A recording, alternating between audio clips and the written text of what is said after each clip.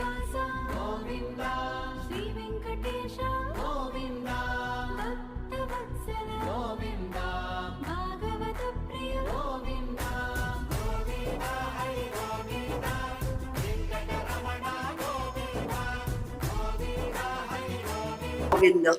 श्री बालाजी संस्थांतर्फे श्रावण मासानिमित्त सुरू झालेल्या प्रवचनमालेचा आजचा 10वा दिवस दिनांक 27/8/2026। आजच्या प्रवचनकार श्रीमती वर्षाताई दामले यांच्या प्रवचनाचा विषय आहे दैव पद्धती। आदरणीय वर्षाताईंना मी विनंती करते की कृपया त्यांनी आपलं स्थान ग्रहण करावं। तत्पूर्वी बालाजीच्या मूर्तीला हार अर्पण करावा। श्रीनिवास गोविंद श्री वेंकटेश गोविंद भक्तवत्सल गोविंद शांताकार पद्मनाभसुरेश विश्वाधारं गगनसदृशं लक्ष्मीकान्तं कमलनयनं योगिविरदानकं वन्दे विष्णुं अभयहरं सर्वलोकैकनाथं गोविंद भागवत प्रिय गोविंद गोविंद हरि गोविंद वेंकटरमण गोविंद गोविंद हरि गोविंद। आजच्या प्रवचनकारांचे स्वागत देवस्थानतर्फे श्रीमती वैशालीताई जोशी करतील अशी मी त्यांना विनंती करते।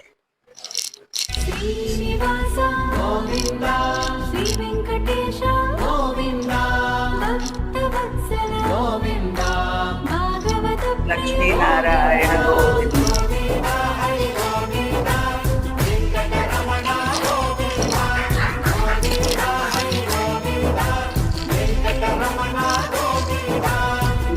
इकडून या फोटो काढ म्हणलं इकडे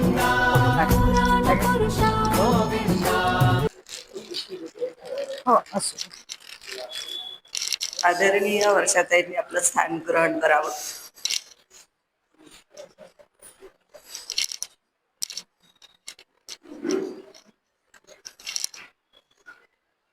वर्षाताईंचा थोडक्यात परिचय। कुमारी वर्षा माधवराव दामले MA MPhil असून त्यांनी कबड्डीमध्ये आंतरराष्ट्रीय स्तरावर भारताचे प्रतिनिधित्व केले असून अमरावती विद्यापीठाच्या कबड्डी संघाचे नेतृत्वही केले आहे। सांस्कृतिक क्षेत्रातही त्यांचे उल्लेखनीय योगदान असून राज्य नाट्य स्पर्धेत अभिनयासाठी 2 वेळा प्रथम पारितोषिक प्राप्त केले आहे। मुंबई येथील प्रोक्टर अँड गॅम्बल या कंपनी स्टेट सुपरवायझर म्हणून 5 वर्षे त्यांनी सेवा बजावली। तसेच गोवा अँटीबायोटिक्स या कंपनीत MR म्हणून 2 वर्ष कार्य केले। त्यांनी ग्राहक न्यायालयाच्या सदस्यपदाची जबाबदारी स्वीकारून अमरावती व यवतमाळ येथे सेवा बजावली। सद्गुरूंच्या आशीर्वादाने व मार्गदर्शनाने 2004 पासून त्यांनी प्रवचन सेवेला प्रारंभ केला। त्याच वर्षापासून कीर्तन सेवेलाही सुरुवात केली।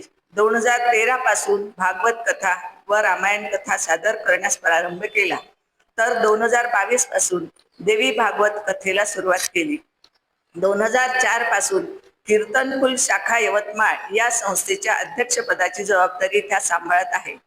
या संस्थेच्या माध्यमातून हरिभक्तपरायण मोहनबा कुबेर यांच्या मार्गदर्शनाखाली दरवर्षी कीर्तन प्रशिक्षणाचे आयोजन केले जाते।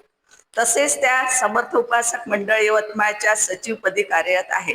क्रीडा, नाट्य, व्यावसायिक क्षेत्र, न्याय व्यवस्था तसेच अध्यात्म व समाज प्रबोधन अशा विविध क्षेत्रात उल्लेखनीय कार्य करणाऱ्या व्यक्तिमत्व म्हणून आदरणीय वर्षा माधवराव दामले यांच्या परिचय विशेषत्वाने अधोरेखित करता येतो। त्यांच्या प्रवचनाचा आजचा विषय आहे दैव पद्धती। आदरणीय वर्षाताईंना मी विनंती करते की त्यांनी त्यांच्या प्रवचन विषय सुरू करावा।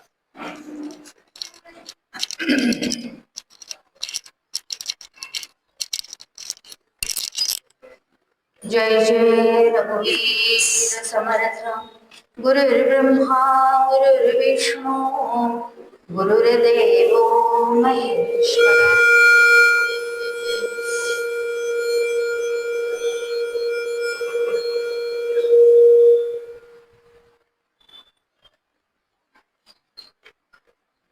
जय जय रघुवीर समर्थ। गुरुर्ब्रह्मा गुरुर्विष्णू गुरुर्देवो महेश्वरा, गुरु साक्षात परब्रह्म तस्मै श्री गुरवे नमः।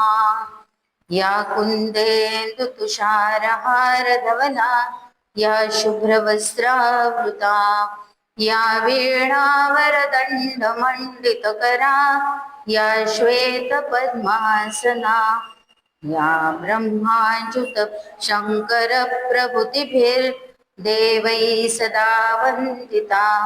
सा मां पातु सरस्वती भगवती निशेषजाड्यापहा। सद्गुरुनाथ महाराज की जय। जय जय रघुवीर समर्थ। प्रभू श्री रामचंद्रांना, श्री हनुमंतांना, भगवान श्री बालाजी तसंच सकल देवी देवता, सकल संत आणि सद्गुरुनाथांना वंदन करूया। ज्यांच्या ग्रंथावर आपण आज चिंतन करणार आहोत असे महाकवी भर्तृहरी यांना सुद्धा साष्टांग नमस्कार करू। आणि आजच्या विषयाला चिंतन करण्यापूर्वी थोडीशी प्रस्तावना।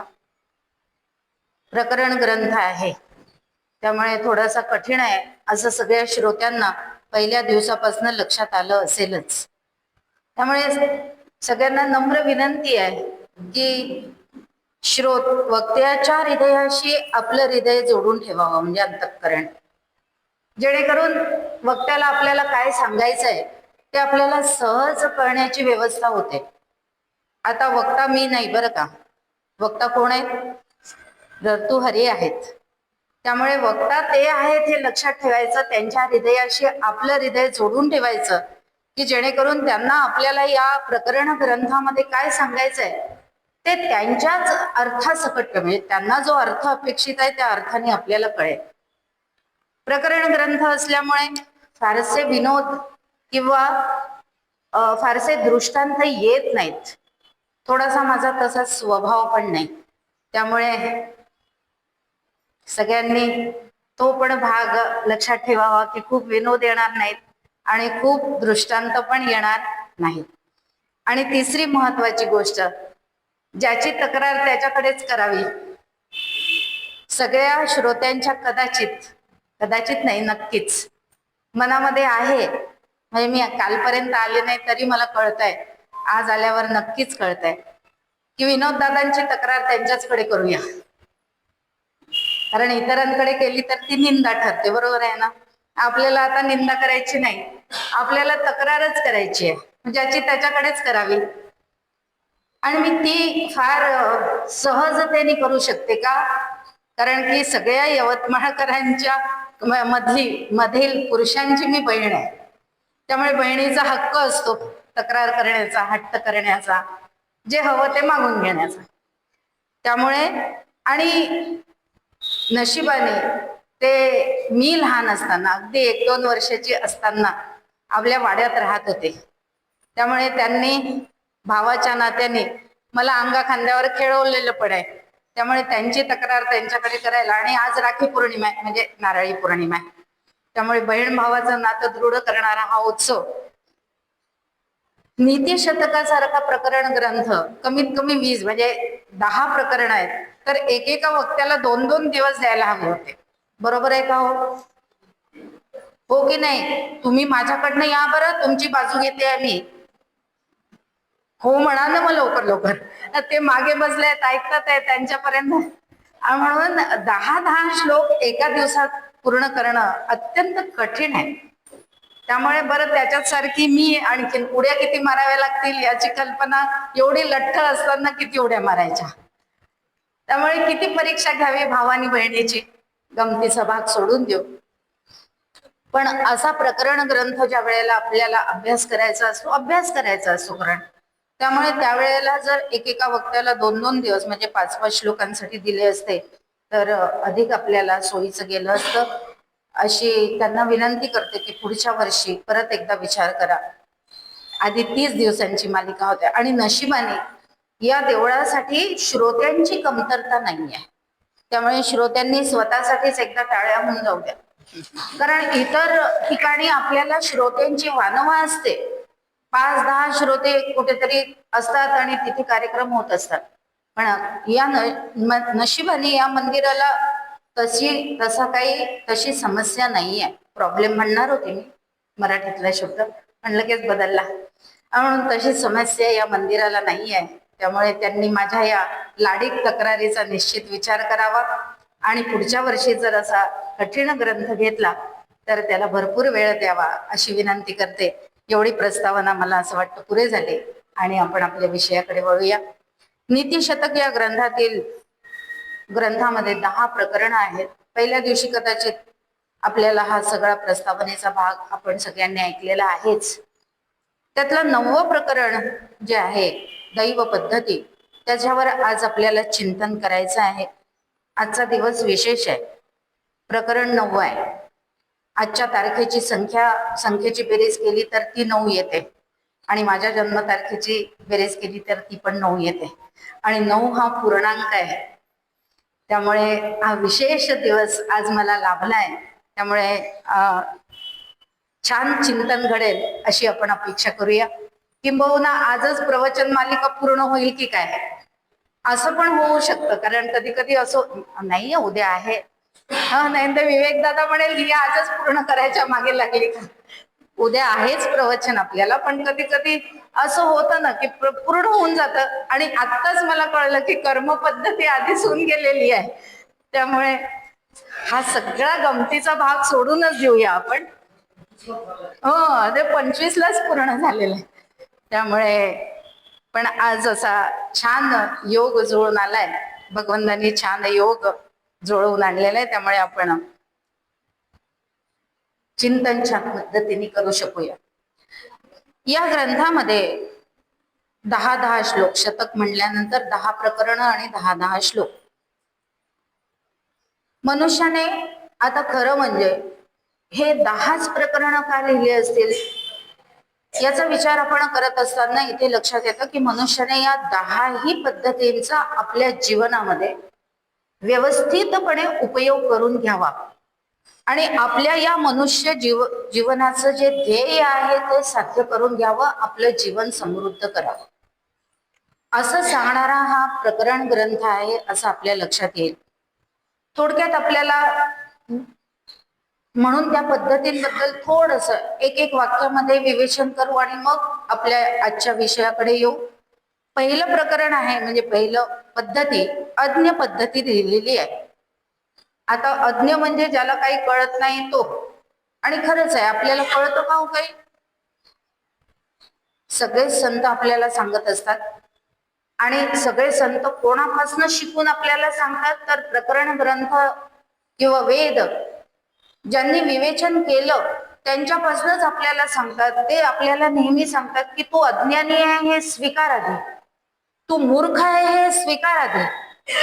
मी अज्ञानी आहे, मी मूर्ख आहे हे जर मी स्वीकारलं नाही तर मी या कोणत्याही आध्यात्मिक ग्रंथांचा अभ्यासच करू शकणार नाही. आणि म्हणून भर्तृहरींनी सुद्धा पहिलं प्रकरण दिलं अज्ञ पद्धती. आणि ती पद्धती आता ती आपल्याला पूर्ण बघायची नाही, पण त्याचा एका वाक्यात आपल्याला तात्पर्य काढता येईल. न जाणता कोटीवर साधने केली परोपरी तरी तू मोक्षाचा अधिकारी होणार नाही. संतांनी ताबडतोब त्याचं उत्तर दिलं. आणि का? कारण प्रत्येक ग्रंथाचा विषय काय असणार आहे तर मानवाने मोक्ष प्राप्त करून घ्यावा.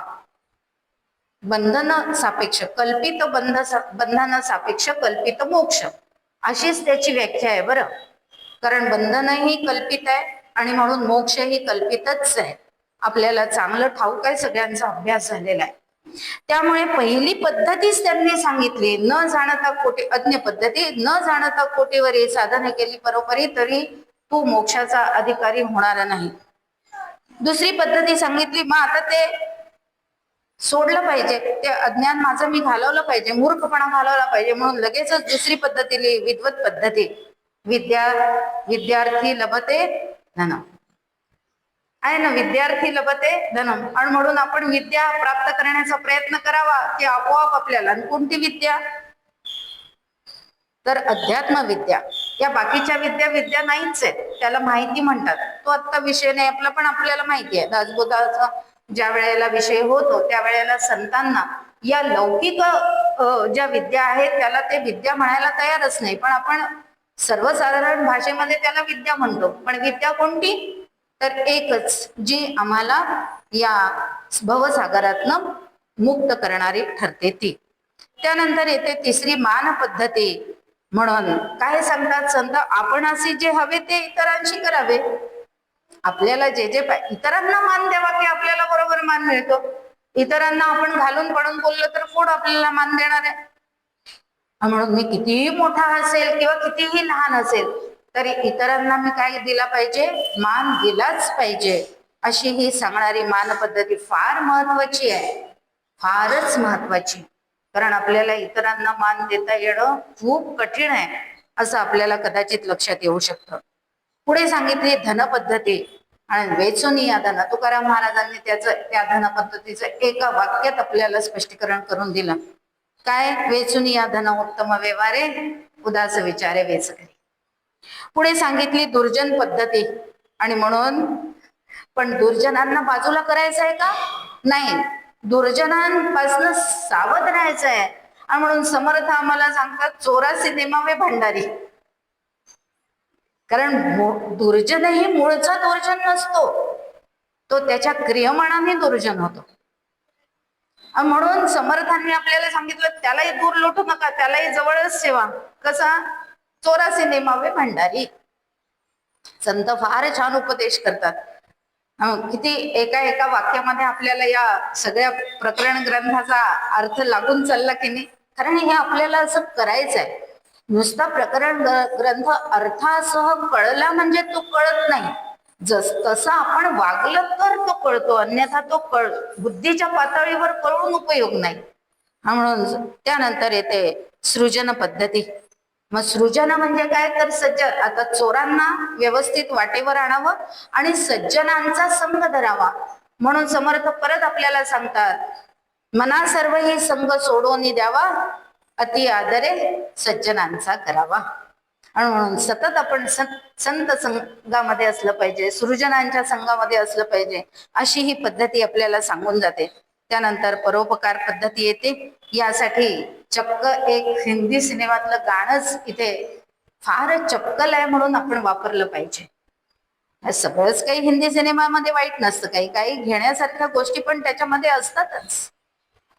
आणि म्हणून तिथे काय आहे? अपने लिए जिये तो क्या जिये, ये जिंदगी है जमाने के लिए. फार जुनं गाणं आहे, पण हे नक्की आपल्याला रामायण काळाची आठवण करून देतं की रामायणामध्ये प्रत्येकाने त्याग केला आहे. प्रत्येकाने प्रत्येकासाठी आणि कायम सगळ्यांसाठी फक्त त्यागच केलेला आहे. म्हणून आपण सुद्धा काय केलं पाहिजे?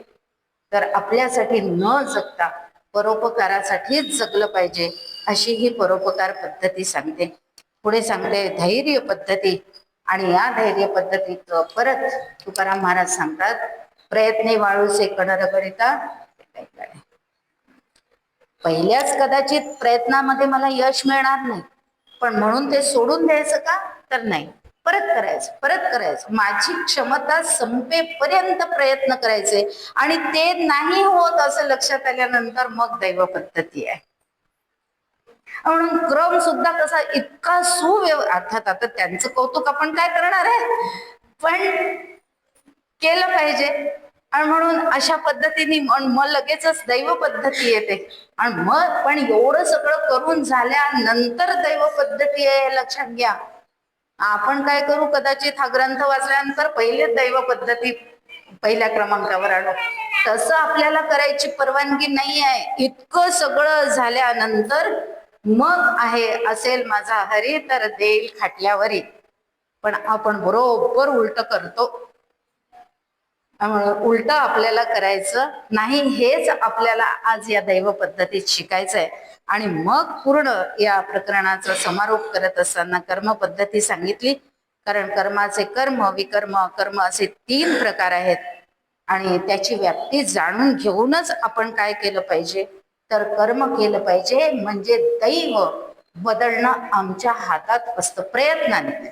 मग परत आणखीन त्या कर्मामध्ये आमचा काही दोष राहिला असेल तर मग ते ईश्वर नियोजित असतं, हा भाग वेगळा, तो नंतर आपल्या विवेचनात आपण बघणारच आहोत. पण दैव बदलण्याची काय असते, आपल्याला संधी असते, कारण भगवंताने आम्हाला क्रियमाण स्वातंत्र्य आणि विवेक करण्याची क्षमता दिली. आणि म्हणून गीतेमध्ये या कर्माच्या बाबतीत भगवंत आपल्याला मार्गदर्शन करतात. किम कर्म किम, इथे आणखीन एक थोडस लक्षात ठेवा सगळ्यांनी, माझं संस्कृत नाही आहे, त्यामुळे कदाचित एखादी चूक माझ्याकडनं होऊ शकते, पण मोठ्या अंतःकरणाने आपण सगळ्यांनी ती माफ करावी. मी वाचण्याचा प्रयत्न करते, पण जाणकारांनी नक्कीच ती माफ करावी. जाणकार जे आहेत त्यांच्या ती ताबडतोब लक्षात येईल, इतरांच्या पण येईल, पण जाणकारांच्या ताबडतोब लक्षात येईल. पण संस्कृत भाषा माझी शिकलेली नाही मी, त्यामुळे, आणि या ग्रंथाची तर भाषा गिरवाण प्लस संस्कृत अशी आहे. नीतिशतकाची भाषा नुसती संस्कृत पण नाही आहे, काही काही शब्द तर गिरवाण भाषेतले आहेत की काय असंच मला वाटलं. त्यामुळे मला सांभाळून घ्या अशी आपण सगळ्यांना विनंती करते. गीतेमध्ये भगवंत आपल्याला कर्माच्या बाबतीत सांगतात, किम कर्म किम कर्मेति कवयोप्यत्र मोहिताः तत्ते कर्म प्रवक्ष्यामि यज्ञात्मा मोक्षसे शुभात. चौथ्या अध्यायातला हा 16वा श्लोक आपल्याला अशा पद्धतीने सांगून जातो. आणि म्हणून कर्म म्हणजे काय, अकर्म म्हणजे काय, विकर्म म्हणजे काय, याच्या बाबतीत विद्वानांना सुद्धा प्रश्न पडतो. आणि पण त्याचं स्वरूप मी तुला समजावून सांगतो, त्या पद्धतीने जर तू कर्म केलं तर तू नक्की काय होशील, तर या संसारापासून मुक्त होशील, आणि नाही तर पुनरपि जननम पुनरपि मरणम हे त्याचं फळ ठरलेलं आहे. म्हणून भगवंताने अर्जुनाला कुठेही कर्मापासून बाजूला होऊ दिलेलं नाही, नाही तर तो तर निघालाच होता. ते जाऊ दे, कशाला पाहिजे तेव्हा, सगळं तू म्हणतोच ना सगळंच ब्रह्म आहे, तर मग ते ब्रह्म आहे त्यांनाच राज्य करू दे, मग कशाला राज्य पाहिजे, सगळं पाप माझ्या डोक्यावर येईल. पण भगवंताने त्याला शिकवून शिकवून शिकवून शेवटी युद्धाला तयार केलं. आणि म्हणून पण असं ते कर्म आपण अत्यंत व्यवस्थित पद्धतीने नाही केलं तर मग ही दैव पद्धती पुढे येते. आणि या दैव पद्धतीशीचा संबंध कशा कशाशी जुळवून घेता येतो किंवा जुळवून घ्यावा लागतो, तर ही दैव पद्धती आपल्याला नीटपणे समजू शकते. तर त्याचा आपल्याला मायावाद, कर्मविपाक सिद्धांत आणि दैव अशा 3 सिद्धांतांवर आधारित असणारी ही दैव पद्धती आहे. कारण काय, खरं तर हे जग झालंच नाहीये असं आपल्याला गौडपादाचार्यांनी सांगितलं, पण हा अजातवाद आहे. हा सगळ्यांना मान्य होणं शक्यच नाही, कारण सतत या जगाचा नसलेला अनुभव आपल्याला आहे. नसलेलाच अनुभव, बरोबर आहे ना शब्द, कारण मायेचा अनुभव येईल कसा, पण आम्हाला असं वाटतं येतो, आणि म्हणून नसलेला अनुभव आम्हाला येत असतो असं आपण गृहीतच धरतो. आणि म्हणून हा अजातवाद आपल्याला मान्य होणं कोणालाही, हे सर्वसामान्य, मी सर्वसामान्य आहे म्हणून मला तो मान्य होणार नाही, हे नक्की आद्य शंकराचार्यांना कळलं. आणि म्हणून त्यांनी काय केलं, तर मायावादाची मांडणी केली. बघा, मांडणी केली आहे, मायावाद स्वीकारलेला नाहीये, तो स्वीकारणं शक्यच नाही कोणीही. जे विद्वान आहेत ते मायावाद स्वीकारणं शक्य नाही, पण शंकराचार्यांना माझ्यासाठी, कारण मी अत्यंत सामान्य आहे म्हणून माझ्यासाठी तो मायावाद मांडावा लागला. आणि त्या मायावादामध्ये तर मग ते आपल्याला सांगतात की कल्पनेने तू जन्माला आलाच आहेस, तर आता तुला कल्पनेने मुक्त व्हावं लागेल. त्यासाठी तुला काय करावं लागेल, तर शंकराचार्यांचं हे सगळं जे सांगणं आहे ते माऊलीने म्हणजे ज्ञानेश्वर महाराजांनी आपल्याला एका ओवीमध्ये सांगितलं, विधी ते पाळीत निषेधाते गाळीत मज देऊन जाळीत कर्म फळे. असं जर मी केलं तर ते दैव माझ्या पाठी येणारच नाही, कारण या जन्मामध्येच मी मुक्त होऊन जाईल. पण ते तसं होत नाही. कर्म देऊन जाळीत कर्म फळे. हवे इतक्या टोकापर्यंत साधना करणारे फार थोडे असतात, त्यामुळे ते मुमुक्षुत्व तितकं तीव्र लागतं. मनुष्यत्व प्राप्त व्हावं लागतं. मनुष्य मी झाले, पण ते जर मला प्राप्त झालं नाही तर मी मुमुक्षुत्व प्रण प्राप्त करून घेऊ शकत नाही. आणि मग महासंश्रय म्हणजे साधूंचा संग लाभला तरी मला काय होतं, तर मोक्षाची प्राप्ती होईलच याची खात्री देता येत नाही. आणि म्हणून हे अत्यंत काय कठीण आहे, पण ते अशक्य नाही. कठीणच आहे हा. जरी संत सांगत पहिल्यांदा आपल्याला सांगतातच की अरे सोपं आहे, अध्यात्म मार्ग काही कठीण नाही आहे, सोपं आहे, भक्ती करत जा म्हणजे भगवंत प्राप्त होतो. पण भक्ती करायला लागल्यानंतर कळतं मग काय काय होतं ते. पण खरी भक्ती केली तर, नाही तर कशीही केली तरी मग काय, मग तर काही कळणारच नाही. हा, ती कशीही करून चालत नाही, पण ती मी माझ्या मनानेच करते आणि मग मी म्हणते भक्ती करते, पण त्या भक्तीचं फळ मिळत नाही. आणि म्हणून असं जर मी वागले नाही, कसं विधी ते पाळीत निषेधाते गाळीत मज देऊनी जाळीत कर्म फळे, तर कोणासारखं मला फजित व्हावं लागतं. तर इंद्रालाही प्रारब्ध चुकत नाही. इथून या प्रकरणाची सुरुवात होते. म्हणून माझं तर सोडूनच द्या, मी तर सामान्य मनुष्य आहे, पण इंद्र हा कोण आहे? तर देवांचा राजा आहे. पण त्या देवांच्या राजाला सुद्धा दैव चुकत का? नाही चुकत. इथून भर्तृहरींनी सुरुवात केलेली आहे. म्हणून लक्षात घेऊया आपण की आपण किती काटेकोर असलं पाहिजे. किती काटेकोर असलं पाहिजे. पहिला श्लोकच आपल्याला ते सांगतात, नेता यस्य बृहस्पती प्रहरणम वज्रम सुरा सैनिका स्वर्गो दुर्गम अनुग्रह खलु हरे रे रावणो वारण इत्याश्चर्य बलान्वितोपि बलभित भग्न परे संगरे तद्युक्तम नमो दैवमेव शरणम दिग्दिग वृथा पौरुषम. पहिला श्लोक सामान्य अर्थ बघून घेऊया आपण त्याचा. बहुतेक बरोबर वाचला असं कसं वाटतं? वाचला का बरोबर? पुढे चुकले नाही ना? म्हणून बहुतेक बरोबर वाचला. सामान्य अर्थ आहे, बृहस्पती ज्याचा मार्गदर्शक आहे. बृहस्पती हे देवतांचे सद्गुरू आहेत. असा बृहस्पतींसारखा असणारा सद्गुरू ज्याला उपलब्ध आहे. वज्र ज्याचे शस्त्र आहे, शस्त्र आहे. वज्र कसं तयार झालं आपल्याला माहिती आहे. म्हणून एवढी तपश्चर्या केलेल्या त्या ऋषीच्या, कोण ऋषी? दधीची ऋषींच्या त्या तपश्चर्येपासून प्राप्त झालेलं वज्र हे आयुध ज्याच्याकडे आहे. त्यानंतर स्वर्ग असा दुर्गम दुर्ग विशेषण लावूया आपण दुर्गाला. दुर्गच म्हटल्यानंतर खरं म्हणजे काय आहे? तो दुर्गमच आहे. चढावर एखाद्या, आता काय आपली बाबाजींची टेकडी अगदी सपाटच झाल्यासारखी वाटते, पण पूर्वी तिथे जाताना सुद्धा धाप लागायची. एव्हरेस्ट चढायला काय होतं? मग स्वर्ग तर त्याच्या पलीकडे आहे. केवढा कठीण दुर्ग आहे तो. आणि म्हणून दुर्गम दुर्ग असं आपण त्याला म्हणूया. पण असा ज्याला तो दुर्ग प्राप्त झाला आहे, विष्णूंची ज्याच्यावर कृपा आहे. कारण विष्णूंची कृपा नसेल तर त्याला इंद्रपद मिळणारच नाही, हे अगदी नक्की आहे. कारण देवतांचा राजा होणं हे सर्वसामान्याला शक्य आहे का? नाही. तिथे भगवंताचा आशीर्वाद पाहिजेच, त्याच्याशिवाय होऊ शकत नाही. म्हणून समर्थ आपल्याला सांगतात, सामर्थ्य आहे चळवळीचे जो जो करील तयाचे, परंतु तेथे भगवंताचे अधिष्ठान पाहिजे. भगवंताचं अधिष्ठान असेल तरच यश आहे, नाहीतर नाही. समर्थ हा सिनेमा बघितला का सगळ्यांनी? नाही बघितला? अरे बघायला हवा होता. संपूर्ण या ओवीच्या आधारावरच, पण नेमकी ही ओवीच त्यांनी कुठे वापरलेली नाही आहे, त्या संपूर्ण चित्रपटामध्ये नाही वापरले गेली.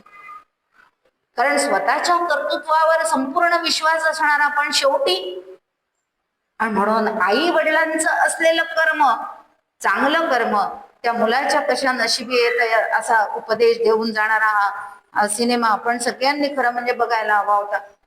बघा परत कुठे संधी मिळाली तर. कुठेतरी काय नेटफ्लिक्स वगैरे काय असतं, काय युट्यूब काय, कुठेही मिळवा, पण मिळवा आणि बघा, छान आहे. म्हणून असा उपदेश ज्याच्यावर कृपा आहे विष्णूंची, कोणावर? इंद्रावर. पण तरी सुद्धा पुढे काय सांगतात आणखीन, ऐरावळ ज्याचा म्हणजे ऐरावत हा समुद्र मंथनातून आलेला आहे, म्हणजे रत्न आहे. असं रत्न असलेला ज्याचं वाहन आहे, असा आश्चर्यकारक, इथे शब्दच आहे, आश्चर्यकारक सामर्थ्य संपन्न इंद्र सुद्धा याला काय व्हावं लागतं? युद्धामध्ये शत्रूंकडून पराभूत व्हावं लागतं. का? पण का असं व्हावं लागतं? म्हणून दैवाचाच आश्रय करणे योग्य होय. परंतु निष्फल पराक्रमाचा धिक्कार असो. हे दोन वाक्य खूप महत्वाची आहेत अर्थामधली, आणि त्यातले दोन शब्द खूप महत्वाचे आहेत. पहिलं जे वाक्य आहे कोणतं? दैवाचाच आश्रय करणे योग्य होय. पण केव्हा आश्रय करायचा आहे? पूर्ण प्रयत्न करून झाल्यानंतर, पूर्ण माझी क्षमता लावून कर्म केल्यावर, आणि ते कर्म भगवंताला अर्पण केल्यावर. ते मी केलं म्हटलं की झालंच. मी करता ऐसे म्हणसे तेणे तो दुःखी होसी, राम करता म्हणसे पावसी सुखाची, समर्थांनी सांगून टाकलं. प्रकरण ग्रंथ जवळ काही समर्थांनी आपल्या या ओवीत आपल्याला सांगितलं. इंद्राचं तसंच आहे, मी करतोच ना, म्हणून तो निष्फल होतो. आता इथे दुसरं वाक्य काय आहे? शेवट म्हणजे अर्थामधलं शेवटचं वाक्य, निष्फल पराक्रमाचा धिक्कार असो. पण नेमकं आपलं कुठे लक्ष असतं? फक्त पराक्रमाचा धिक्कार असो. तो निष्फल शब्द माझ्या डोक्यातनं चालला जातो, आणि तोच खरं म्हणजे मी लक्षात ठेवला पाहिजे. कारण त्या फळाला निष्फल करणे कोणत्याही कर्माला हे माझ्या हातात आहे, आणि ते जर मी वापरलं नाही तर मग मला माझं कर्म चांगलं झालं, ज्या पद्धतीने झालं असेल त्या पद्धतीचं फळ मला आहेच. कारण कर्माचा सिद्धांतच आहे, कर्म चांगलं झालं असेल तरी पण फळ आहे, कर्म वाईट झालं असेल तरी पण फळ आहे. म्हणून दोन्ही कर्म करायचीच आहेत, पण कर्म भोगायची नाही आहेत पुढे जाऊन आणखी. म्हणून सुखाचं फळ सुखच आहे, पण मग ते भोगायचं आहे का आम्हाला? तर नाही, कारण ते दैववशात मला प्राप्त होणारच आहे. कोणाला प्राप्त झालं? सकल संतांना प्राप्त झालं. दैव दैव करत माऊली बसली का हातावर हात ठेवून? नाही. काय काय उपदेश आहे आपल्याला त्याच्यामध्ये? कारण संन्यासाची मुलं म्हणून सगळ्यांनी धिक्कार केला, आई वडिलांनी प्रायश्चित्त घेतलं. आता आपण ब्राह्मण आहोत वर्णाने, म्हणून आपली मौंज झाली पाहिजे. हा, याच्यासाठी कमी प्रयत्न केला माऊलींनी, पण पहिल्याच प्रयत्नात यश आलं का? नाही. पण सोडले का प्रयत्न? नाही, प्रयत्न सोडले नाही, आणि भगवंताचं अधिष्ठान आहे, आणि म्हणून शेवटी यश मिळालंच. पण ते यश डोक्यात गेलं का? स्वतःसाठी कुठे घर बांधलं का? की आता मी मोठा झालो, सगळेजण माझे जय जयकार करतात, मला आता प्रत्येक गावामध्ये जावं लागेल उपदेश करायला, सगळ्यांना अध्यात्माचा मार्ग शिकवायला. तर एका तरी गावामध्ये स्वतःचं घर बांधलं का हो? मला थोडीशी संपत्ती मिळाली की मी किती गावांमध्ये घर बांधते, आणि मग काय करते? कर्म केलं ना कर्म. किती घरं बांधली? यवतमाळात एक, नागपुरात एक, पुण्यात एक, मुंबईत एक, सगळीकडे. आणि मग रात्रंदिवस त्याची काळजी. ते भाडे करून घर स्वच्छ ठेवलं असेल की नाही, भिंतींमध्ये खिळे मारले असतील का, नामूक झालं असेल का? कर्म केल्याचं फळ. ते सोपी सोपी साधी साधी उदाहरण आहेत, पण आम्हाला लक्षात येत नाही.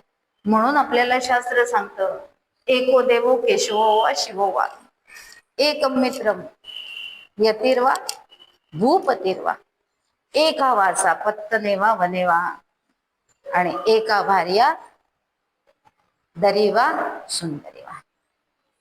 पण असं मी नाही करत, लगेच लगेच काय काय काय काय करत राहते, आणि मग कर्म करते. कर्म केलं की मग तिथे फसते. फसले की मग मग दोष कोणाकडे देते? देवाला माझं चांगलं पावत नाही,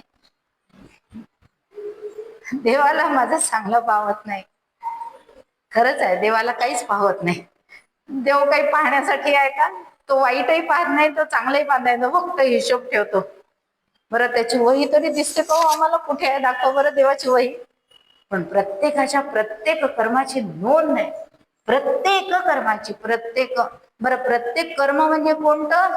केवळ शारीरिक नाही. कर्म म्हणल्याबरोबर फक्त आपल्याला हातापायांनी केलेल्या कर्माचीच आठवण येते. इथे कर्म म्हणल्यानंतर आपल्याला लक्षातच आलं पाहिजे काय? कायिक, वाचिक आणि मानसिक, या तिन्ही कर्मांची नोंद त्याच्याकडे आहे. ते जर योग्य नसेल किंवा असेल दोन्ही, तर तो त्यांनी जे जे फळ निश्चित केलेलं आहे ते मिळणारच आहे. हा कर्म विपाकाचा सिद्धांत आहे. आपण ऐकला तो आता 25 तारखेलाच. कर्म विपाक सिद्धांत आपल्याला हे सांगतो की ते आपल्याला फळ मिळणारच आहे. आणि म्हणून आपल्याला काय करायचंय की या 2 वाक्यांचा अशा पद्धतीने म्हणजे पहिल्या श्लोकाच्या अर्थाच्या शेवटच्या 2 वाक्याचा प्रामुख्याने आपल्याला विचार करायचा आहे. आणि महत्वाचं तेही विचार करायचं की इंद्राला जे सहज सुलभ झालं नाही ते मला कसं होईल, मी तर अत्यंत सामान्य आहे. मग असं असामान्य असताना असामान्यत्व मला जर मिळवायचं असेल तर मला किती विचाराने आणि विवेकाने वागावं लागेल.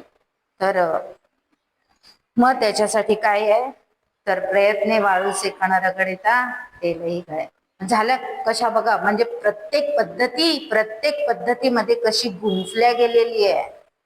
केवळ एका पद्धतीचा आपण अभ्यास करतोय म्हणजे बाकीच्या पद्धती विसरायच्या नाही आहेत आम्हाला. म्हणून प्रयत्ने वाळूचे कण रगडिता देव असं नसतं तर शास्त्राने आम्हाला आशीर्वाद दिला असता का? शास्त्राने काय आशीर्वाद दिला? मूकम करोति वाचालम पंगुम लंघयते गिरिम यत कृपा तमहम. पण मूकम करोति वाचालम पंगुम लंघयते गिरिम यत कृपा तमहम वंदे परमानंद माधवम. असा आम्हाला शास्त्राने आशीर्वादच दिला नसता. त्यामुळे मुका काय करू शकतो? बोलू शकतो. लंगडा असेल तो उदाहरण आहेतच. बेळगावचे काणे महाराज आहेत होते, म्हणजे त्यांना शेवटी पॅरालिसिस झाला. आता त्यावेळी माशा खूप असायच्या, त्यावेळी डास नव्हते पण माशा होत्या. आता उलट झालंय, माशा कमी झाल्या पण डास आले. त्यावेळी माशा खूप होत्या. त्यांना एका मांडीवर दुसरा पाय घेऊन बसायचा आणि येणाऱ्या शिष्यांच्या समस्या सोडवा, त्यांच्या प्रश्नांची उत्तरं द्या वगैरे, असं सगळं त्यांचा दिवसभराचा जो काय कार्यक्रम होता तो करत असायचे. आणि धोतर आणि पंचांगावर बाकी उपरण, बाकी काही शर्ट वगैरे नव्हते घालत. माशा खूप त्रास द्यायच्या आणि त्यामुळे उजव्या हाताने त्यांना ती अशी माशी उडवायची लकबच होती. म्हणजे माशी असो का नसो, पटकन त्यांचा हात, अगदी चेष्टा ज्याला पटकन ती सवय लागली की लागतेच, केव्हाही माशी उडवायची सवय लागते. आता त्यांना पॅरालिसिस झाला आणि उजव्या हात हलवता उजव्या बाजूलाच झाला. म्हटल्यानंतर एक दिवस समोर एक शिष्य येऊन बसला आणि त्याच्या लक्षात आलं की अरे महाराजांना तर अशी लकब आहे, माशा सुद्धा आता येऊन त्रास देतील, तर आपण जावं का महाराजांच्या जवळ उभं राहावं का आणि माशी आली तर हकलावी का. एवढा विचार त्याच्या समोर मनात येतो का न येतो, तर खरंच एक माशी महाराजांच्या अंगावर बसली आणि पटकन त्यांनी उजव्याच हाताने ती उडवली. आता कसं झालं होय, यत्कृपा तमहम वंदे परमानंद माधवम. म्हणून त्यांनी जे काय आधी प्रयत्न केले आहेत सगळे आणि भगवंताची प्राप्त करून घेतलेला आशीर्वाद, त्या अनुषंगाने पॅरालिसिस झालेला असताना सुद्धा त्यांच्या त्या उजव्या हाताने काय झालं, तो हल्ला माशी हकलल्या गेली. म्हणून प्रयत्न करणं हे आपल्याला अत्यंत आवश्यक आहे. मग हे इंद्राच्या बाबतीत का घडत नाही, तर अहंकार. म्हणून अहंकार आहे त्याला, एक अहंकार आणि दुसरी म्हणजे माझं पद जाऊ नये. याच्यासाठी इंद्राने किती प्रयत्न केले, किती प्रयत्न केले आपल्याला सगळ्यांना माहिती आहे. आणि त्याच्यासाठी ते विश्वामित्रांचंही दैव त्यामुळे बदललं की नाही याच्या प्रयत्नांनी, आणि त्यांनाही कुठेतरी की मी हे सगळं बदलतो, मी हे प्राप्त करतो, झालं याचा मी आणि त्यांचा मी, दोघांनाही एकमेकांना ते काय द्यायचं ते फळ देऊन गेला. आणि एकदा नाही 3दा विश्वामित्र 3दा तपश्चर्याला बसले. आपल्याला तो खूप मोठा भाग बघायचा नाही पण सगळ्यांना माहिती आहे. आणि त्यामुळे 3दा फसले विश्वामित्र. पण हे कोणामुळे? इंद्रामुळे. मग आता तू त्यांच्याबद्दल जर असं दुष्टपणा करत असशील तर तुला त्याचं फळ मिळणारच आहे, कारण पद हे अशाश्वत आहे. म्हणून इंद्र व्हायचंय कोणाला, किंवा स्वर्गात जायचंय का? नाही, स्वर्गात गेलं तरी काय व्हावं लागतं, क्षीणे पुण्य यावं लागतं इथे वापस. म्हणून स्वर्गात जाण्याची पण अभिलाषा कधीही करायची असं ते इंद्राचं सुद्धा चुकतं. आणि म्हणून आपल्याला लक्षात येतं की इतकी प्रस्तावना आपल्याला करून दिल्यानंतर आता भर्तृहरी आपल्याला 3ऱ्या श्लोकामध्ये सांगतात, प्रायः कंदुकपातेनो प्रत्यर्तार्य पतन्नपि तथा त्वन्नार्य पतति मृत्पिंड पतनम यथा. बहुतेक दैवावर विश्वास असणारा मनुष्य अधोगतीला प्राप्त होऊन सुद्धा चेंडूच्या पडण्याप्रमाणे उन्नत अवस्थेला प्राप्त होतो.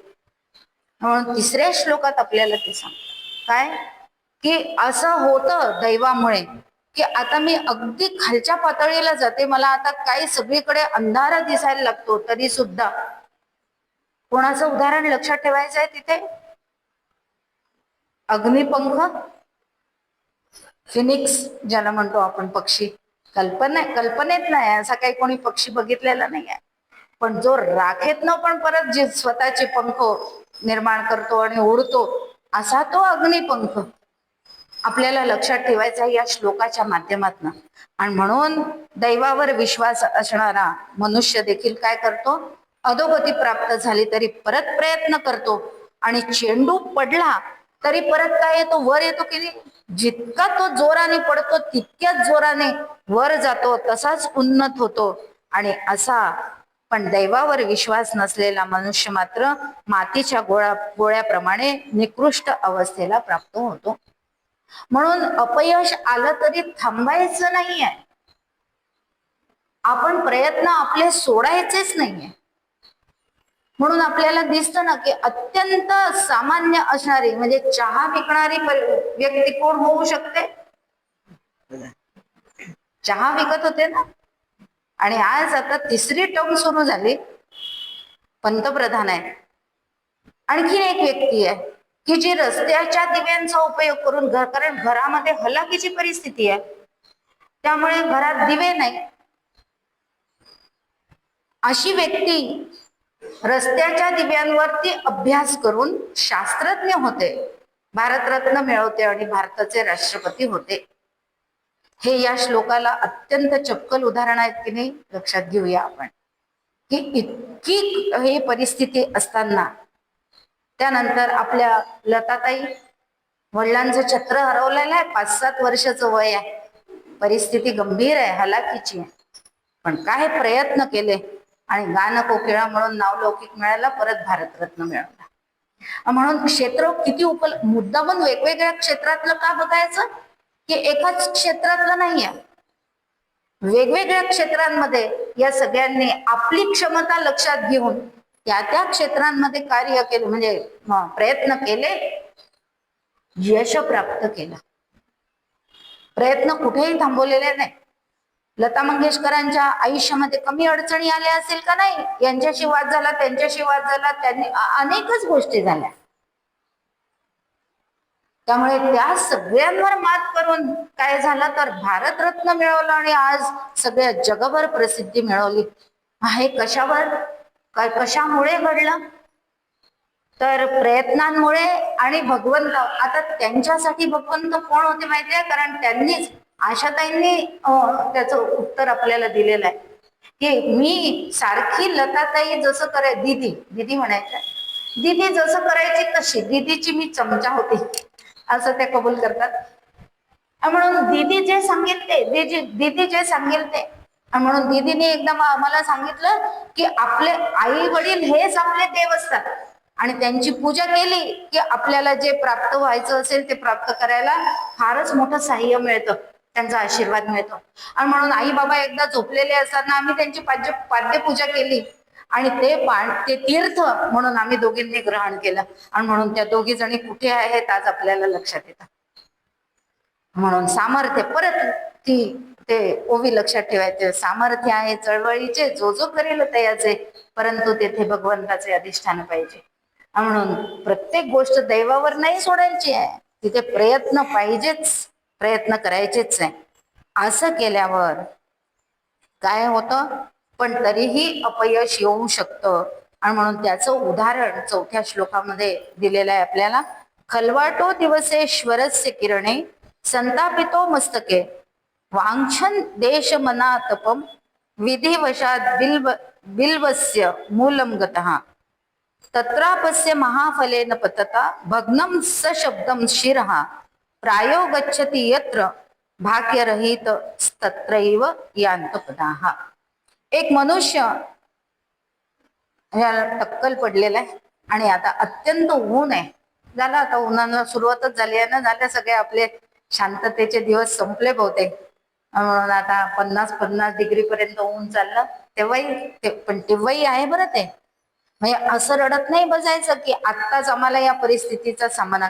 ज्या अर्थी भर्तृहरींनी हे उदाहरण दिलं त्या अर्थी तेव्हाही ते ऊन तसं असणार आहे की नाही, असणारच आहे. त्याच्याशिवाय अनुभवांनीच येतात, कारण उदाहरणं अशी आपल्या मनाने कशी येतील, आणि अनुभवांनीच लिहिलेलं आपल्याला पटतं, नाहीतर पटूच शकलं नसतं. म्हणून ही सगळी परिस्थिती केवळ आत्ताच आहे असं नाही. या सगळ्या समस्या आत्ताच आहे असं नाही. जेव्हापासून जग निर्माण झालं तेव्हापासून हे असणारच आहे, आणि कारण मुळात ते झालेलंच नाही. समस्या आहे असं मी म्हणते, कारण की काय, मला ते सहन करण्याची ताकद नसते. म्हणून मी घरामध्ये बसते. ज्या वेळेला उन्हाळा असतो त्या वेळेला कूलर लावून, एसी लावून. मजूर कसे काम करतात तेव्हा काय काम थांबलेलं असतं त्यांचं? इमारती बांधण्याचं सुद्धा काम सुरू असतं की नसतं? त्यांना कसं सहन होतं? कारण त्यांना ते अनुकूल आहे, मला ते आणि म्हणून सुख आणि दुःख, मुळात सुख आणि दुःख नाही आहे ते, काय आहे, अनुकूल आणि प्रतिकूल भावना आहेत माझ्या, म्हणजे कल्पना आहेत. आणि असं सगळं असेल पण तरी इतकं ऊन असेल तरी जर एखादा विवाह समारंभ असेल तर नटून तटून जाते की नाही मी. कुरकुर करते एकीकडे, बाई आता काय पैठणी नेसून जाण, दागिने घालून, पण तरी जाते की नाही जाते. कारण काय, त्यावेळेला मी माझ्यासाठी ते अनुकूल करून घेते. आता अनुकूल नाही आहे, सूर्य तेवढाच तापलेला आहे, सगळं झालेलं आहे. आता थोड्या वेळापूर्वी कोणी चल म्हटलं तर चलत नाही, पण आता लग्नाला जायचंय. कारण काय, लोकेशना. कारण लोकेशना नाही गेलं तर काय होईल, कोण काय म्हणे, आणि मला कोणी नंतर मान देणार, म्हणून मला जाणं गरजेचं आहे. म्हणून प्रतिकूल असलं तरी मी ते अनुकूल करून घेते. कशाने? प्रयत्नाने करते ना. मग अशा ठिकाणी आम्ही प्रयत्न करतो. मग आमचं दैव बदलण्यासाठी आपण का पुन्हा प्रयत्न करावे? प्रयत्न केलेच पाहिजे. त्यामुळे पण तिथे अर्थ आपण बघूया. टक्कल पडलेला मनुष्य सूर्यकिरणांनी डोके तापल्यामुळे सावलीची इच्छा धरून दैव योगाने एका बेलाच्या झाडाखाली येतो. पण त्या ठिकाणी मोठं फळ नेमकं त्याच्या डोक्यावर पडतं आणि त्या दुर्दैवी मनुष्य डोकं फुटतं. दुर्दैवी मनुष्य जेथे जातो तेथे, आता इथे बघा मी एक शब्द गाळते आणि परत शब्द तो घेऊन परत वाक्य बोलते. दुर्दैवी मनुष्य जेथे जातो तेथे संकटे जातातच, पण असा नाहीये अर्थ. एक शब्द फार महत्वाचा आहे त्याच्यात. दुर्दैव मनुष्य जेथे जातो तेथे बहुधा संकटे जातातच, म्हणून तो बहुधा हा शब्द. म्हणून ज्या वेळेला आम्ही श्लोक वाचतो आणि त्याचा अर्थ वाचतो त्यावेळेला त्या श्लोकामध्ये अर्थामध्ये कोणता शब्द महत्वाचा आहे त्याच्यावर आपलं लक्ष गेलं पाहिजे. आणि नाहीतर मग मी पूर्णपणे केवळ आणि केवळ दैवावर अवलंबून राहील आणि माझ्यामध्ये जी क्षमता आहे त्या क्षमतेचा ऱ्हास करेल, बाकी काहीच होणार नाही. म्हणून मला भगवंतानी एका ठिकाणी नाही तर दुसऱ्या ठिकाणी क्षमता दिलेलीच असते, फक्त ती शोधायची असते. ती शोधून त्या ठिकाणी प्रयत्न करायचे असतात, मग मला यश नक्की मिळू शकतं. आता बहुधा हा शब्द तिथे, कारण खरंच आहे आता इथे उदाहरण दिलंय या श्लोकामध्ये, पण निसर्ग नियम माहिती आहे का? कारण एकदा मी कोकणामध्ये कामाला तेव्हा जात होते, प्रॉक्टर अँड गॅम्बल मध्ये असताना कामाला, आणि इतके सहजतेने सगळेजण काम करत होते खाली. मलाच भीती वाटायची, एवढी नारळ लागले त्या झाडांना, एवढी झाडं आहेत, यांच्या डोक्यावर नाही पडलं तर काय होईल? मग मी एकांना विचारलं, म्हणलं तुम्हाला भीती नाही वाटत का हो, एवढी झाडं लदबदलेली आहेत नारळांनी? ते म्हणे ताई, निसर्गाचा म्हणजे देवाचा नियम आहे, झाडाखाली कोणी असेल तर नारळ पडत नाही. असं कधीच घडलं नाही आहे की आम्ही नारळाच्या झाडाखाली आहे आणि नारळ डोक्यावर पडतो. तसंच बेलाचं पण आहे. पण दुर्दैवी बहुधा, आपण तो बहुधा शब्द लक्षात ठेवायचा की आता ते अनिवार्य प्रारब्ध आहे त्याचं, की आता त्याचं डोकं या नारळा काय बेलफळाने, त्याला अनिवार्य प्रारब्ध म्हणतात. म्हणून प्रारब्धाचे 3 प्रकार आणि हा 4था प्रकार. प्रारब्ध आता तो म्हणून मी मगाशी जी तक्रार केली ना, तुम्ही मोठ्याने हो नाही म्हटलं, पुढच्या वर्षी ते परत 10 दिवसांची ठेवतील. कंजूसपणा शिकलेच आहेत ते कोकणस्थानकडनं. आता काय करणार, वाड्यात राहत होते तर. त्यामुळे जाऊ दे, कुठे होतो आपण. नाही पडत ते बेलफळ, पण नाही पडत. कित्येकदा आम्ही अनुभव घेतलाय. आमच्या घरासमोरच झाड आहे, होतं बे, आता कापलं त्यांनी, कारण ती मुळं एकदम घरातच शिरायला लागलं. खूप मोठं झाड आणि खरंच एवढ्याला बेलफळ, इतकं सुंदर. पण कित्येकदा असं झालं की मी समोरून येते आणि ते आधीच टुपकन पडायचं, किंवा आम्ही तिकडून निघून गेली की पडायचं, आवाज आला की मग उचलून घ्यायचं. पण त्यामुळे बहुधा, कारण माझं दैव बलवत्तर आहे, चांगलं आहे, त्यामुळे माझ्या डोक्यावर ते कधीही पडलं नाही. आणि हा नियम कोणी सांगितलं पण मला, त्यांनी म्हणजे सांगितलं मला, ताई कधीही नारळ किंवा बेलफळ हे डोक्यावर पडत नाही जर तिथे मनुष्य खाली असेल तर. पण बहुधा ज्याचं अनिवार्य प्रारब्ध आहे त्याच्या डोक्यावर ते पडल्याशिवाय राहणार. हे अपवाद आहेत, त्यामुळे नियम अपवादाने सिद्ध होत असतात. त्यामुळे अपवाद आपण अपवाद, हे त्याच्या डोक्यावर पडलं, बरं त्याच्या डोक्यावर पडलं, मग पहा तिकडनं जाऊ नको पहा. अरे काय प्रत्येक वेळी होणार आहे? समृद्धी मार्गावर ऍक्सिडेंट झाला म्हणून किती दिवस लोक घाबरून त्याच्यावर जातच नव्हते. अरे त्यांच्या नशिबात होताच तो अपघात. नसते समृद्धीने गेले, दुसरीकडनं कुठनं गेले असते तरी झालाच असता. कारण रस्ता अपघात करतो का, की आपणच चूक करतो आणि अपघात होतो? मग ड्रायव्हर झोपला तर रस्ता काय करणार आहे? जागवणार आहे त्याला, अरे उठ. अपघात त्यामुळे होतो. आता काल परवाच आपले इथे अमरावतीला, मला असं वाटतं अमरावतीला, ते मुलं होरपळून मेले. आज कुठेतरी पाकिस्तानातली बातमी आलेली आहे, 18 मुलं होरपळून मेले. आता हे कशामुळे? मनुष्य कर्माने बांधला, प्रारब्धे असे जखडला, तया निर्माता तोची झाला बोल नाही. परमपूज्य डॉक्टर काकांनी ओवी दिली आहे, मनुष्य कर्माने बांधला, प्रारब्ध पण कर्माने बांधला. आधी तू कर्म केलंयस काय, काहीतरी कर्म असं केलं की तुझं आता नवीन जन्माला आलेलं मूल मरून जावं होरपळून, जे तुझ्या चुकीमुळे नाही, कोणाच्या तरी चुक. बरं ते 18 आणि इथे अमरावतीला 3. बरं बाकीचे होते की नाही? होते. मग ते का नाही मेले? ते का नाही मेले? आणि हेच का मेले? हेच का होरपळले? काही केवळ 18 नव्हते तिथे, किंवा इथे 3 नव्हते, अनेक लहान मुलं तिथे होती त्या ठिकाणी. पण तरी सुद्धा काहींचाच मृत्यू झाला का? मनुष्य कर्माने बांधला, प्रारब्धे असे जखडला, तया निर्माता तोची झाला बोल नाही. म्हणून माझ्या प्रारब्धाला मीच जबाबदार आहे. कोणत्या तरी जन्मांमध्ये मी काहीतरी कर्म करून ठेवलेलं असतं आणि म्हणून मला ते भोग भोगायला या जन्मामध्ये भाग पडतं. पण आपण नेहमी दुसऱ्यांकडे बोट दाखवायला याच्यामुळे नाही झालं, त्याच्यामुळे नाही झालं, याच्यामुळे हे झालं, त्याच्यामुळे नाही. तो निमित्त, भगवंतांनी लगेच आम्हाला शिकवलेलं, निमित्त मात्र अवसव्य. मी सगळं अभ्यास करते, पण त्यावेळी मला आठवत नाही. कोणीतरी निमित्त म्हणून पुढे येणारच आहे, हे अगदी बरोबरच आहे, अगदी बरोबर आहे. अपघात घडायला, माझाच अपघात घडायला कोणीतरी असा येईल की अपघात घडेल, काही कारण नसताना. आपल्या इथे अनेक वर्षांपूर्वी अपघात झाला सुधीर काळेंचा. ते अपघाताचं ठिकाण तरी आहे का? ते अपघाताचं ठिकाणच नाही, पण तरी अपघात झाला. का झाला? मनुष्य इथेच झाला ना. आणि ऑन द स्पॉट ही अपघाताची जागाच नाही हो. अपघाताच्या जागा कुठे? तिथे मोकळा रस्ता आहे, खूप जोराने वाहन, पण आता त्याला असं वाटलं मोकळाच रस्ता आहे. जे काय मनुष्य कर्माने बांधला, प्रारब्धे असे जखडला, तया निर्माता तोची झाला बोला. म्हणून दुसऱ्यांवर कोणालाही बोल देऊ नये. माझं प्रारब्ध मी अत्यंत शांतपणे आता स्वीकारायचं, परत प्रारब्ध निर्माण होणार नाही याची काळजी घ्यायची.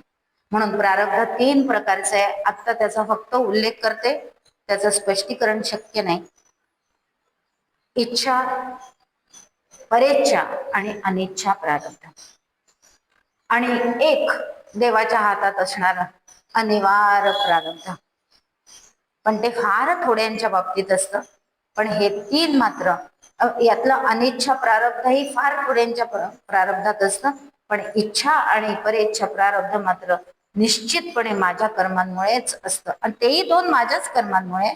पण इतकं वाईट कर्म आपण करत नाही, म्हणून त्याचा खूप धाक आपल्या मनामध्ये ठेवायचा नाही. अनिच्छा प्रारब्ध आणि अनिवार्य प्रारब्ध याचा खूप धाक नाही ठेवायचा. कारण इतक्या खालच्या पातळीवर जाऊन वागणारे फार थोडे असतात. कोण कोण असतात ते माहिती आहे आपल्याला. 1-2 उदाहरणं घेऊ, सांगूच या का, जाऊ द्या, येतीलच कदाचित पुढे. अमृत योजना आली होती, 330 कोटी मिळाले, कुठे गेले? काय होईल? आपल्याला काय भोगावं लागेल तो भाग सोडून द्या. 330 कोटी वेळा जलोदर होऊन मरावं लागलं तर मग तेव्हा वाटेल की अरे असं का झालं, असं का झालं, असं का झालं. बोलवत जा सगळ्या राजकारण्यांना प्रवचन ऐकायला. जाऊ द्या, आपल्याला काय त्याच्याशी घेणं देणं नाही. आणि म्हणून पुढचे 3-4 श्लोक प्रयत्न न केल्यामुळे कशी अधोगती होते याच्या बाबतीतले दिलेले आहेत. त्यामुळे ते आता आपण उडी मारूया. आणि जाऊ, मलाही मारता येते उडी, लठ्ठ असली तरी. उदाहरण परिचय करून कबड्डी खेळत होते, उडी मारता येते. आणि म्हणून प्रयत्न करणाऱ्यांसाठी 89व्या श्लोकात मात्र परत एकदा यांनी धमकी दिलेली आहे. धमकी वजा सूचना दिलेली आहे. काय आहे श्लोक? विरम वीर माया साध स्माद दुरध्यवसा यतो विपदी महंता धैर्य ध्वसम यदीक्षितु मी हसे ऐ जडविदे कल्पा पाये व्यपते निजक्रमः कुलशिखरिणः क्षुद्रा नैते न वा जलराशयः. अर्थच वाचते आता. अरे मूर्ख विधात्या, कोणाला म्हटलंय? काय अधिकार आहे भर्तृहरींचा, लक्षात घ्या. कोणाला धमकी वजा सूचना देतात आहेत? विधात्याला, म्हणजे ब्रह्मदेवाला. अरे मूर्ख विधात्या, संकटाच्या कराड्यात थोरांचे धैर्य कोसळलेले पाहण्याची जर तू इच्छा करीत असलास तर हेकळ परिश्रमानं, काय शब्द तरी आहे तो, सुंदर अर्थ आहे. परिश्रमापासून तू खचित मागे फिर. मागे फिर 2दा, एकदा नाही सांगितलं, फक्त मागे फिर, मागे फिर. आज्ञा कोणाला करावी आणि कोणाला करण्याचा अधिकार प्राप्त करावा हे यांच्याकडनं शिकावं. आणि म्हणून हे तू मागे फिर. कारण हे थोर लोक म्हणजे कल्पांती, हे थोर लोक कल्पांती आपल्या मर्यादा सोडून देणारे विकार कुलपर्वतही नव्हेत किंवा समुद्रही नव्हेत. तू काय समजतो यांना? अरे आणि हे काय मर्यादा सोडणारे आहेत असं वाटतील तुला? कोणाचं उदाहरण आलं पाहिजे डोळ्यासमोर ताबडतोब? अशी कुलमर्यादा न सोडणारा कोण होऊन गेला? छत्रपती शिवाजी महाराज. ती सुंदर कल्याण सुभेदाराची पत्नी समोर गेली. पण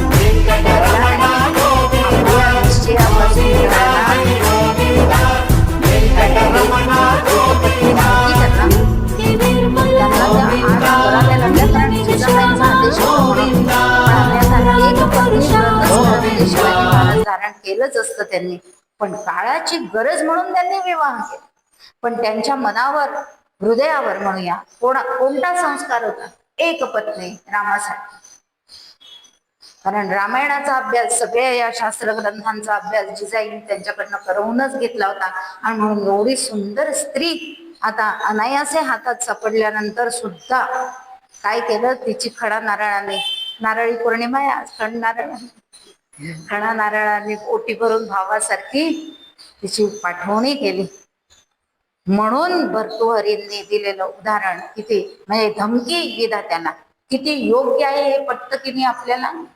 म्हणून मोहाचा क्षण असा आला तरी प्रत्येक क्षणाला जर सज्जनांचा संघ असेल, म्हणून कोणती पद्धती सांगितली आहे आपल्याला, सृजन पद्धती. काय सुंदर ग्रंथ आहे हो. काय अशा पद्धतींचा एकमेकांमध्ये समावेश करून घ्यायचा. म्हणून असा सतत सज्जनांचा संघ शिवाजी महाराजांनी ठेवला. दादोजी कोंड आणि सगळे मावळे हे सज्जनच आहेत.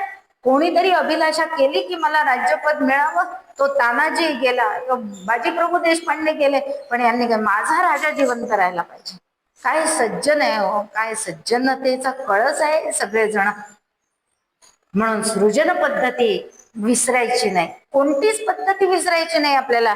या अनुषंगाने म्हणजे या श्लोकाच्या अनुषंगाने सृजन पद्धती आपल्या समोर आणतात आणि कोणाला धमकी वजा सूचना देतात तर विधात्याला सूचना देतात की तू असं समजू नको, जो अत्यंत मर्यादा धारण करतो तो कोणत्याही गोष्ट समोर आली तरी करणार नाही, पण असं जे करणार नाही त्यांना कर्म विपाक सिद्धांताला पुढे जावंच लागेल.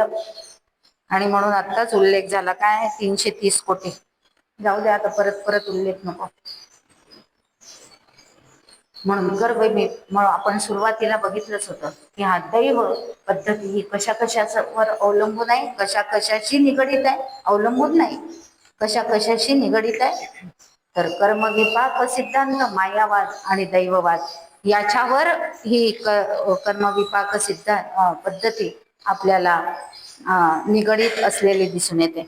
आणि म्हणून पुढे शेवटचा श्लोक त्याच्यामध्ये समारोप करताना भर्तृहरी म्हणतात, दैवेन प्रभुणा स्वयं जगते यद सस्य प्रमाणीकृतम तत्तस्योपनमेन मता गपी महान नैवाश्रयः कारणम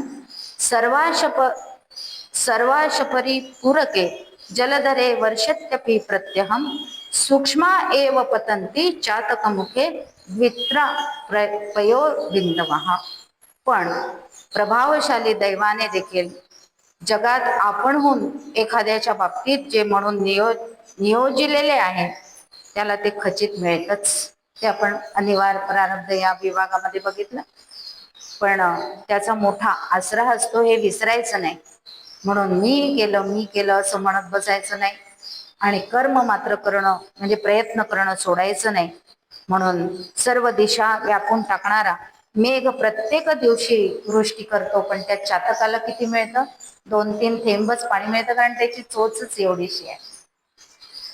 त्यामुळे त्याला मग प्रत्येक वेळेला ते वाट बघावी लागते त्या नक्षत्राची आहे. पण त्याची मर्यादा तो ओलांडतो का? नाही. तो तेच धरून ठेवतो की जेव्हा मेघातनच पाणी मिळेल तेव्हाच मी धारण करेन, तोपर्यंत करणार नाही.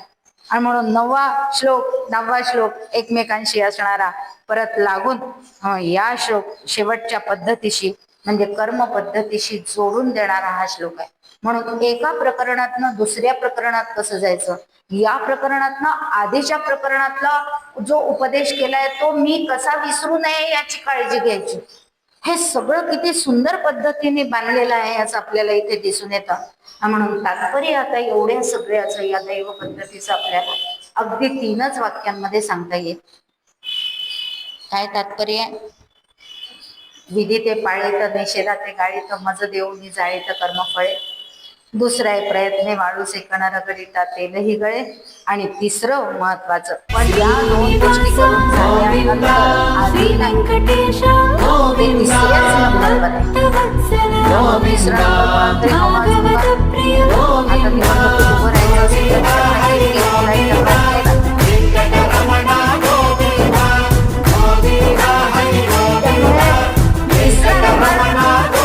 लक्षात ठेवायचं, पण त्याचा फारसा उपयोग करायचा नाही. असेल माझा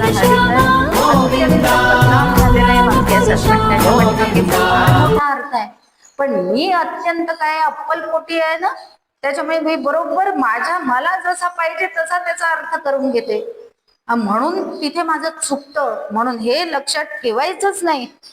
काय असेल माझा हरी तर देईल खटल्यावर येईल. हे जेव्हा ते 2 पूर्ण झाल्यानंतर मग काय होणार असेल ते मग ते मला आनंदाने स्वीकारायचं आहे.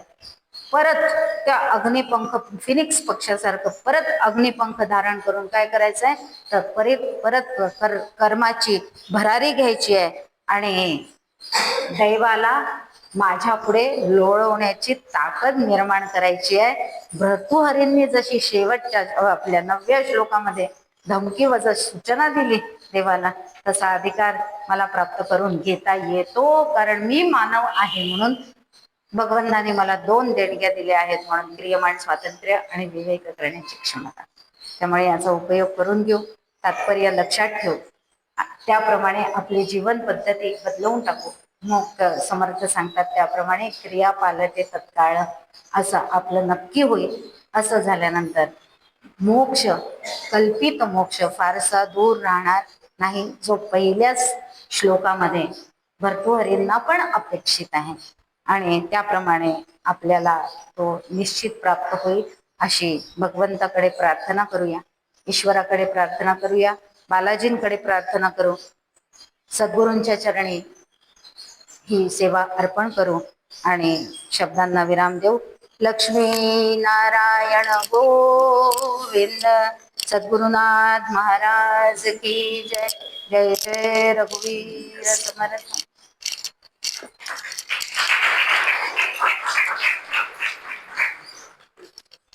आजच्या या प्रवचनमालेचा दैव पद्धती हा जो विषय आहे तो माननीय वर्षाताईंनी अतिशय उत्कृष्ट सुंदर सोप्या शब्दात सांगितला. त्यांचे देवस्थानच्या वतीने मी आभार मानते. तसेच आपण सर्व श्रोतृवृंद इथे आले आणि कार्यक्रमाची शोभा वाढवली त्याबद्दल आपणा सर्वांचे आभार मानते. उद्याचा जो प्रवचनाचा विषय आहे तो परोपकार पद्धती आहे आणि प्रवचनकार आहे श्री विवेक कवठेकर. धन्यवाद. श्रीनिवास गोविंदा, श्री वेंकटेश गोविंदा, भक्तवत्सल गोविंदा, भागवत प्रिय गोविंदा.